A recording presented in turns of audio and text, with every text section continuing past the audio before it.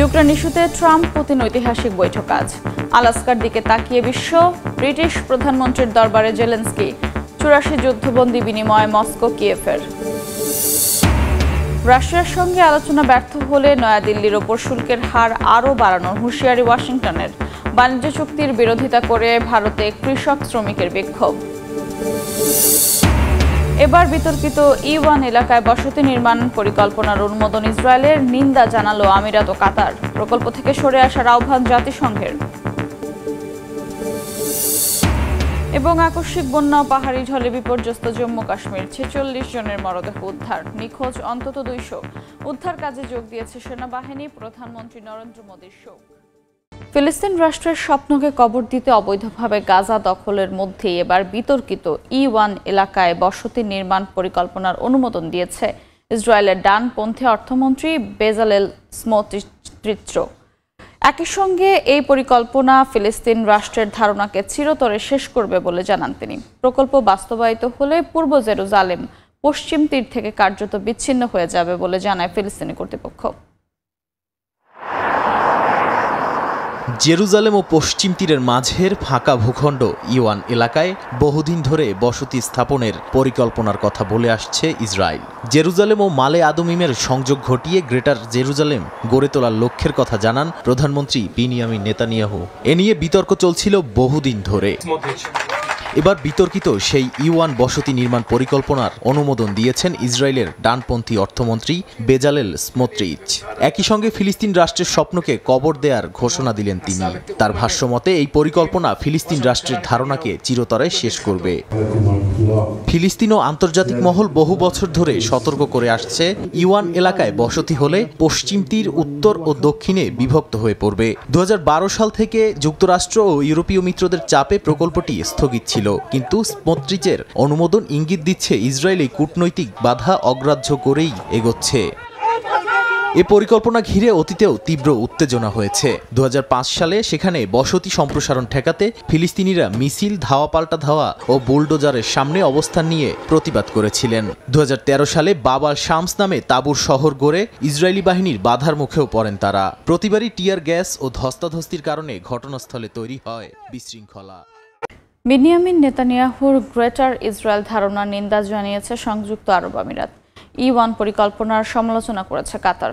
এই প্রকল্প থেকে সরে আসার আহ্বান জানিয়েছে জাতিসংঘ। এদিকে একদিনে গাজা ইসরায়েল বাহিনীর হামলায় নিহত হয়েছে অন্তত ৩২ ফিলিস্তিনি। এর মধ্যে ১৩ জন মারা গেছেন ত্রাণ সংগ্রহ করতে গিয়ে। গাজায় নেতানিয়াহু বাহিনীর আগ্রাসন থামছেই না। স্থানীয় সময় বৃহস্পতিবার অবরুদ্ধ উপত্যকাটির বেশ কয়েকটি জায়গায় হামলা চালায় ইসরায়েলি সেনারা। হতাহত হয়েছেন অনেকে। এদিন ত্রাণ সহায়তা নিতে গিয়েও প্রাণ হারান বহু ফিলিস্তিনি। ইসরায়েলের অর্থমন্ত্রীর E1 পরিকল্পনার নিন্দা জানিয়েছে কাতার। এটি আন্তর্জাতিক আইনের লঙ্ঘন বলে দাবি তাদের। ইউরোপীয় ইউনিয়নের পররাষ্ট্র নীতি প্রধান বলেন, এটি কার্যকর হলে পূর্ব জেরুজালেম ও পশ্চিম তীরের ভৌগোলিক সংযোগ চিরতরে বিচ্ছিন্ন হবে। এদিকে ইসরায়েলের প্রধানমন্ত্রী বিনিয়ামিন নেতানিয়াহুর তথাকথিত গ্রেটার ইসরায়েল ধারণার নিন্দা জানায় সংযুক্ত আরব আমিরাত। জাতিসংঘ ইসরায়েলকে এই প্রকল্প থেকে সরে আসার আহ্বান জানায়। মুখপাত্র স্টেফান দুজারিস সতর্ক করে বলেন, এই পরিকল্পনা কার্যকর হলে জেরুজালেমকে ঘিরে সম্পূর্ণ দখলদারিত্ব প্রতিষ্ঠিত হবে এবং ভবিষ্যৎ ফিলিস্তিনি রাষ্ট্রের জন্য নির্ধারিত জমি কার্যত অকার্যকর হয়ে যাবে। এদিকে গাজা উপত্যকায় বিদেশি সাংবাদিক প্রবেশাধিকারকে সমর্থন করেন মার্কিন প্রেসিডেন্ট ডোনাল্ড ট্রাম্প। তিনি বলেন, এটি ঝুঁকিপূর্ণ হলেও তিনি চান যেন গাজায় বিদেশি সাংবাদিক প্রবেশ করতে পারে। এই অবস্থায় ফিলিস্তিনের পররাষ্ট্রমন্ত্রীর নিরস্ত্রীকরণের আহ্বানের তীব্র সমালোচনা করেছে হামাস। সংগঠনটি জানায়, কেবল পূর্ণ স্বাধীনতা ও জেরুজালেমকে রাজধানী থেকে রাষ্ট্র প্রতিষ্ঠার পরই অস্ত্র পরিত্যাগ করা সম্ভব। ফিলিস্তিনি কর্তৃপক্ষকে এই বক্তব্য প্রত্যাহারের আহ্বান জানায় হামাস। অতিরিক্ত মার্কিন শুল্কারোপের বিরুদ্ধে প্রতিবাদ জানিয়ে রাস্তায় নেমেছে ভারতের সাধারণ কৃষক শ্রমিক।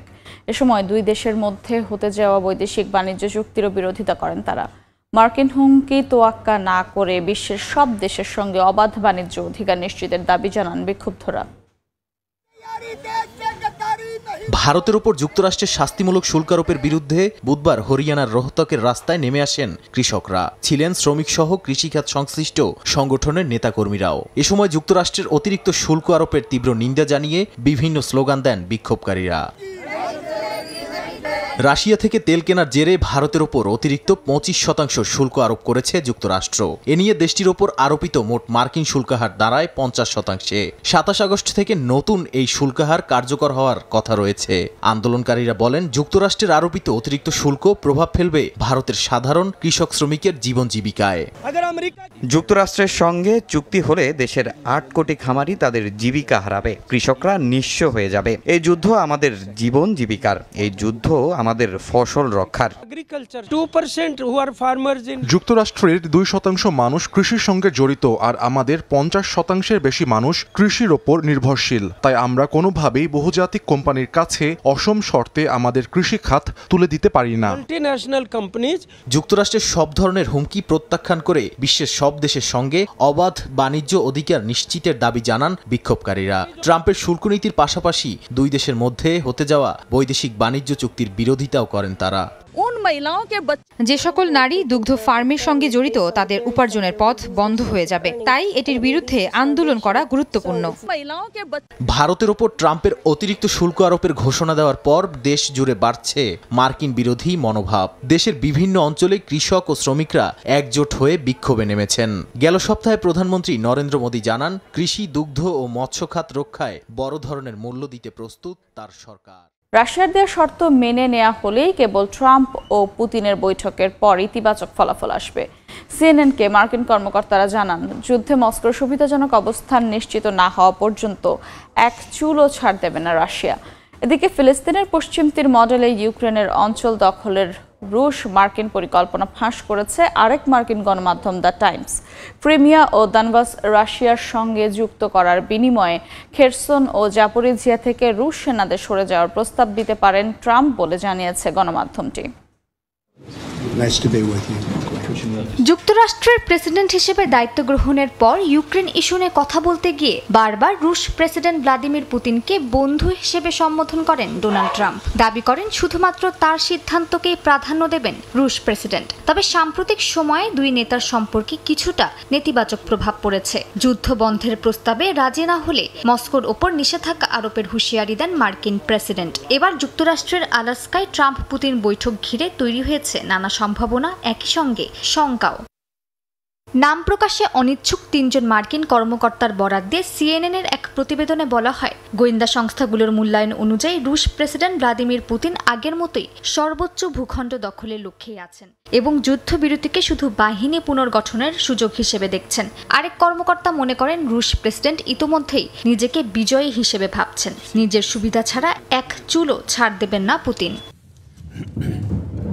রাশিয়ার প্রেসিডেন্টের ঘনিষ্ঠ পরিমণ্ডল এতটাই আটসাট আর গোপনীয় যে আসল সিদ্ধান্ত কে নিচ্ছে তা বোঝা কঠিন বলে জানিয়েছেন মার্কিন কর্মকর্তারা। তারা দাবি করেন, যুক্তরাষ্ট্রের গোয়েন্দারা বছরের পর বছর চেষ্টা করেও পুতিনের দৈনন্দিন ভাবনা ধরতে হিমশিম খেয়েছে। মস্কোর পরিকল্পনা ঘিরে মার্কিন গোয়েন্দা প্রতিবেদনে আস্থা নেই ট্রাম্পের। পুতিনের সঙ্গে সরাসরি আলোচনায় মুখোমুখি বসে তার মনোভাব বোঝার চেষ্টা করবেন ট্রাম্প।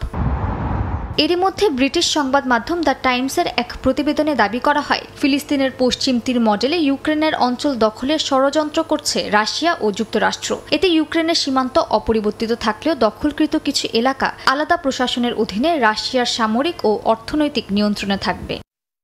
মার্কিন জাতীয় নিরাপত্তা পরিষদের এক সূত্র বলেছে, এসব অঞ্চলে গভর্নর নিয়োগ ও অর্থনীতি রাশিয়া দেখভাল করবে, তবে আন্তর্জাতিকভাবে এলাকা ইউক্রেনের অংশ হিসেবেই গণ্য হবে। হোয়াইট হাউস অবশ্য এই সংবাদকে সম্পূর্ণ ভুয়া খবর বলে উড়িয়ে দিয়েছে। অন্যদিকে কিছু সূত্র জানায়, মার্কিন প্রশাসন এখনও এমন এক সমঝোতার খোঁজে আছে যেখানে রাশিয়া ক্রিমিয়া ও দোনবাস রাখবে, বিনিময়ে খেরসন ও জাপোরিজিয়ার নিয়ন্ত্রণ ছেড়ে দেবে। এদিকে ট্রাম্প পুতিন বৈঠক ঘিরে রাশিয়ার ওপর কিছু নিষেধাজ্ঞা সাময়িকভাবে শিথিল করেছে যুক্তরাষ্ট্র। বৃহস্পতিবার এই ঘোষণা দিয়েছে মার্কিন অর্থ বিভাগ। এক বিবৃতিতে জানানো হয়, বৈঠকে অংশগ্রহণ ও আয়োজন সংক্রান্ত লেনদেনের ক্ষেত্রে এই ছাড় প্রযোজ্য হবে, তবে রাশিয়ার জব্দকৃত সম্পদ মুক্ত করার অনুমতি এর আওতায় নেই। এই ছাড় কার্যকর থাকবে 20 আগস্ট পর্যন্ত। আলাস্কার বৈঠকে ইউক্রেন যুদ্ধ সহ যুক্তরাষ্ট্র রাশিয়ার দ্বিপাক্ষিক সম্পর্কের নানা ইস্যুতে আলোচনা হবে বলে ধারণা করা হচ্ছে। রুশ উপপররাষ্ট্রমন্ত্রী সের্গেই রিয়াভকভ আশা করছেন, বৈঠকটি দুই দেশের সম্পর্ক স্বাভাবিক করার পথে অগ্রগতি আনতে পারে। ডোনাল্ড ট্রাম্পের সঙ্গে ভ্লাদিমির পুতিনের বৈঠক ব্যর্থ হলে ভারতের ওপর আরোপিত শুল্কের হার আরও বাড়তে পারে। এক সাক্ষাৎকারে এই সতর্কবার্তা দিয়েছেন মার্কিন অর্থমন্ত্রী স্কট বেসেন্ট। তবে এ বিষয়ে এখনো কোনো প্রতিক্রিয়া জানায়নি নয়াদিল্লি। বিশ্লেষকরা বলছেন, পুতিনের সঙ্গে ট্রাম্পের বৈঠকের ফল নির্ধারণ করবে। নয়াদিল্লি ওয়াশিংটনের বাণিজ্যে শুল্ক যুদ্ধ কি আরও উত্তপ্ত হবে নাকি মিলবে কোনো সমাধান? ভারতের ওপর 2 দফা শুল্ক আরোপের পর থেকেই টানাপোড়েনে নয়াদিল্লি ওয়াশিংটন সম্পর্ক। চলমান বিতর্কের মধ্যেই নতুন করে আবারও দেশটির ওপর শুল্ক আরোপ হতে পারে বলে হুঁশিয়ারি দিয়েছেন মার্কিন অর্থমন্ত্রী স্কট বেসেন্ট। বুধবার ব্লুমবার্গকে দেয়া এক সাক্ষাৎকারে তিনি বলেন, যুক্তরাষ্ট্রের আলাস্কায় ট্রাম্প পুতিনের শুক্রবারের বৈঠক আশানুরূপ না হলে নতুন করে শুল্কের খড়গ টানতে হবে ভারতকে। তিনি আরো বলেন, ট্রাম্প পুতিন বৈঠক হবে, ইউরোপিয়ানরা বাইরে বসেই বলে দিচ্ছে কি করতে হবে, কিভাবে করতে হবে। এ অবস্থায় তাদেরকেও এই নিষেধাজ্ঞায় যোগ দিতে হবে বলে স্পষ্ট বার্তা দেন তিনি। তবে নতুন শুল্ক আরোপের এই সতর্কবার্তা নিয়ে এখনো কোনো প্রতিক্রিয়া জানায়নি ভারত। রাশিয়ার কাছ থেকে তেল কেনার দায়ে চলতি মাসের শুরুতে ভারতের ওপর অতিরিক্ত 25% শুল্ক আরোপ করেন মার্কিন প্রেসিডেন্ট ডোনাল্ড ট্রাম্প। এর কারণে আগের 25% পাল্টা শুল্ক সহ ভারতীয় পণ্যে ট্যারিফের পরিমাণ দাঁড়ায় মোট 50%। ইউক্রেন যুদ্ধ শুরুর পর থেকেই সস্তায় রুশ তেলের আমদানি ব্যাপকভাবে বাড়িয়েছে ভারত। 2021 সালের 3% থেকে বেড়ে 2024 সালে দাঁড়িয়েছে 35 থেকে 40%। এতে দূরত্ব বেড়েছে ট্রাম্প ও মোদি প্রশাসনের মাঝে।